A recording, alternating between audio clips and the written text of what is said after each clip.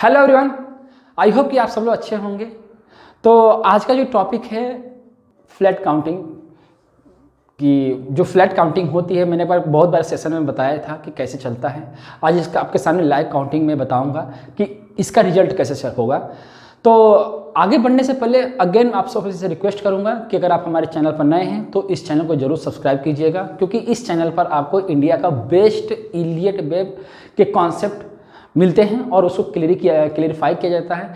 और इसी चैनल पर मैं डेली रात को 8 बजे अब आता हूं और हमारे आने वाले जो वर्कशॉप है उसका डिटेल्स भी आपको इस डिस्क्रिप्शन बॉक्स में मिल जाएगा। अगर कोई भी इलियट वेब सीखना चाहता है इन डिटेल्स में और रीजन के साथ, लॉजिक के साथ, तो आपको डिस्क्रिप्शन बॉक्स में डिटेल मिल जाएगा। तो चलिए शुरुआत करते हैं। तो आप देख सकते हो ये मैंने हैवेल्स का चार्ट लिया हुआ है और इसकी काउंटिंग में आपके सामने करूँगा कैसे इसको रीडिंग करते हैं। तो पहले इस पूरी काउंटिंग को करने से पहले मैं आपको बता दूं कि हैवेल्स चल कहाँ से रहा है और एग्जैक्टली कहाँ तक मूव दिया है इसने। तो देखोगे तो ये हैवेल्स जो है अभी यहाँ से, मतलब जब 2002 में जब ये लिस्टेड हुआ था, उसने अभी तक जब से चल रही, तकरीबन आप मान के चलो कि 2002 से लेकर 20 साल हो गए और 20 सालों में इस प्राइस ने एक बार भी अपने इस चैनल को ब्रेक नहीं दिया। मतलब यहाँ से जब प्राइस चली है तो आप देख सकते हो इस प्राइस ने एक बार भी इसमें ब्रेकआउट नहीं, मतलब ब्रेक डाउन नहीं दिया। मतलब कंटिन्यू प्राइस ऊपर की तरफ चल रही है, कंटिन्यू। ये जो पेंडेमिक में जो डाउन ट्रेंड आया था वो भी कोई खास डाउन ट्रेंड नहीं था, इसने बाउंस बैक करके प्राइस को रिवर्स लेके चला गया। तो अगर हम नॉर्मल भी काउंटिंग करते हैं तो हम देख सकते हैं कि प्राइस को हम इसको 1 रख सकते हैं और इसको 2। और तो हम यहाँ तक जो मूव देख रहे हैं, ट्रेंड लाइन को ब्रेक नहीं की है, तो कहीं ना कहीं इसको हम लोग थर्ड रीड कर सकते हैं, मतलब थर्ड इनकम्प्लीट रीड कर सकते हैं। मतलब अभी थर्ड जो है कंप्लीट नहीं है। ऐसा इसलिए इनकम्प्लीट नहीं है कि जैसे कि अपने 1, 2, 3 ड्रॉ करते हो, तो जब आप 0B की ट्रेंड लाइन जब ड्रॉ करके कॉपी करके जब यहाँ रखते हो, तो थर्ड वाली जो ट्रेंड लाइन है वो फर्स्ट पे जो आपने ड्रॉ करके रखा हो, इसको ब्रेकआउट, मतलब इसको ब्रेक करनी चाहिए। तो आप देख सकते हो इसने ब्रेक नहीं की अभी तक अपर साइड में। मतलब हमने ये वाली जो ट्रेंड लाइन ड्रॉ किया था, उसको मैंने इसके ऊपर रखा हुआ, तो ये वाली ब्रेक नहीं की है। तो कहीं ना कहीं ऐसा दिख रहा है कि हैवेल्स अल्टीमेट जो मूव दे रहा है वो थर्ड वेव की तरफ मूव दे रहा है। मतलब एवरी डाउन साइड जब भी ये डाउन आ रहा है, आप इसको खरीद के चलिए, आप इसमें इन्वेस्टमेंट कर सकते हैं, क्योंकि अभी तक ये जो है ब्रेक डाउन नहीं दिया है। आप देख सकते हैं, ये देखिए। तो इसको ब्रेक करने में न जाने कितना टाइम लगेगा, कब लगेगा, कब थर्ड फिनिश होगी। तो हम इस डाउन साइड की जितनी भी अपॉर्चुनिटी मिल रही है उसको क्यों ना ग्रैब करें, राइट। तो अब हम इसको डिस्क्राइब करते हैं कि ये जो मूव बन रहा है करंट में, वो कौन सा मूव है, उस मूव को हम कैसे रीड करेंगे। तो अब इसको हम दूसरे चार्ट पे लेके चलते हैं आपको बताने के लिए। तो आप देख सकते हो इसकी काउंटिंग करने के लिए मैंने पहले से ही काउंटिंग करके रखा हूं। आप यहाँ पे ध्यान दीजिए। पहली बार आप इस चीज़ समझ लो कि कोई भी करेक्शन जो होता है, जैसे कि मान लो कि ये करेक्शन चल रही है, एक मूव चली से 1 है और 2 और 3 और ये 4 और 5। तो जब दो करेक्शन, मतलब सेकेंड वेव और फोर्थ वेव, अगर दोनों जो फॉल है एक बराबर होना चाहिए, कौन परसेंटेज वाइज।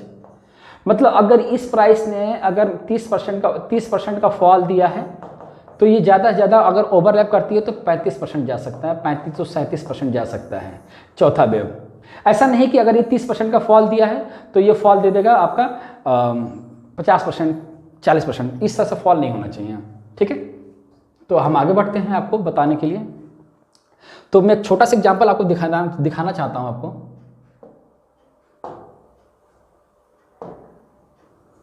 आप देखोगे तो ये जितना फॉल आया था मैंने बना रखा है ऑलरेडी। तो एक ऑलरेडी फॉल हुआ है, यहाँ से लेकर यहाँ तक का जो फॉल आया है ये तकरीबन 22.5% का फॉल दिया हुआ है। इसके बाद जो करंट मूव में जो मूव चल रही है, इस प्राइस ने भी 25% का फॉल दिया है। तो 22% का फॉल यहाँ पर और 25% का फॉल। तो अप्रॉक्सीमेटली अगर ज़्यादा से ज़्यादा अगर टूटता भी है तो 2-2.5% और, या मैक्सिमम मान के चलो तो आप इसको 5% और मान सकते हो। ये 22% है तो ये 27%, या 30% तक का फॉल ये देख सकते हैं हम आने वाले टाइम पर। तो हम इसको थोड़ा सा इसको डिस्क्राइब करते हैं कि कैसे इसको हम रीड करेंगे इस मूव को।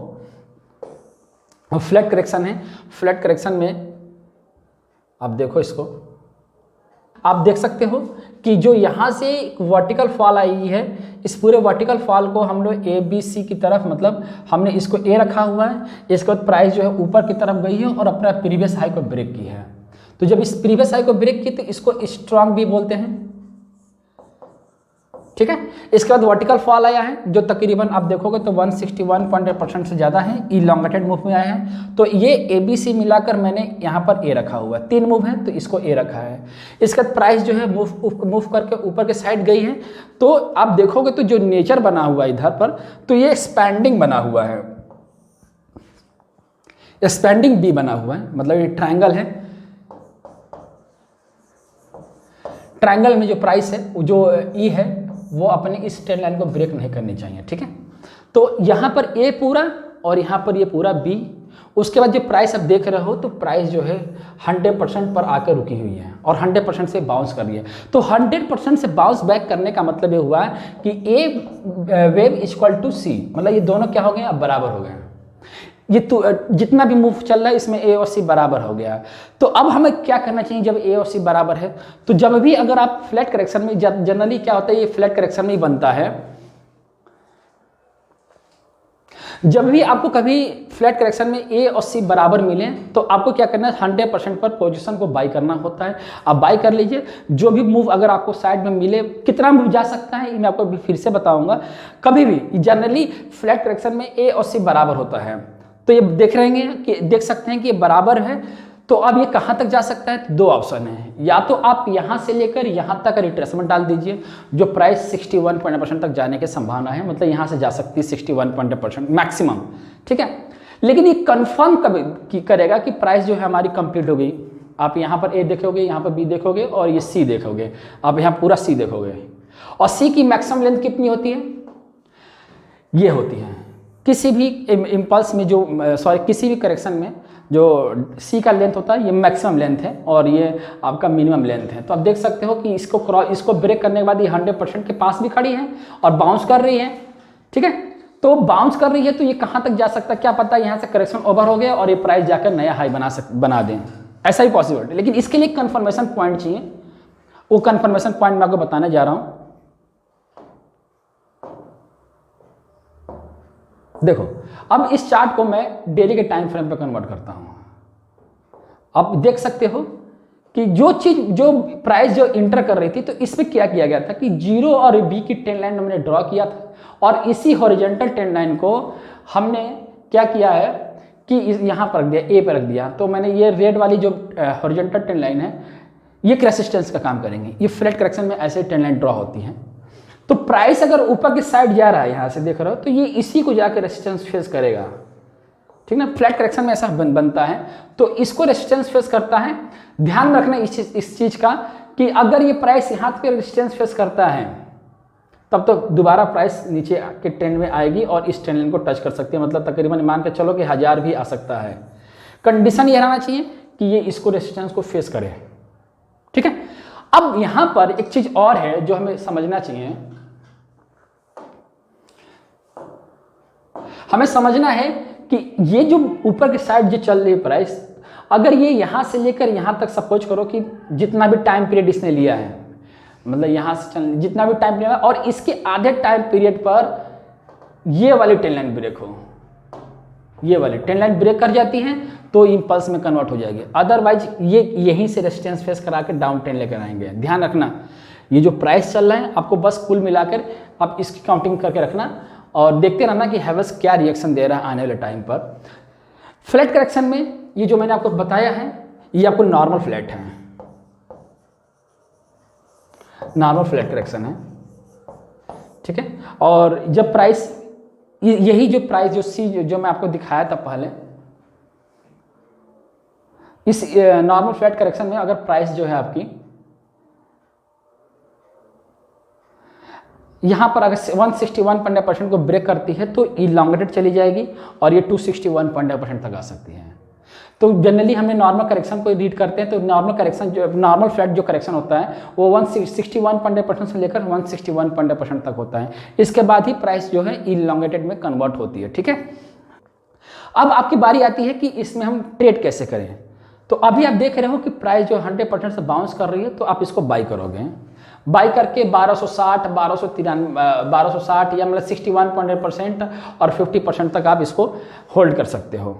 ठीक है, अब यहाँ पर वेट करना है कि ये प्राइस जो है बेयरिश कैंडल पैटर्न बना रही है तो बेचेंगे, और जब टूटेगी, जब दोबारा यहाँ से प्राइस टूटती है, मतलब यहाँ से प्राइस ऊपर चली तो अगर टूटती है तो ये प्राइस आपको यहाँ पर आके मिलेगी 980, जो मैंने आपको पहले 1000 बताया था, एक्चुअल में वो 988 के आसपास आएगी। ध्यान रखना इस चीज़ का कि ऐसे ही मूव दे सकता है।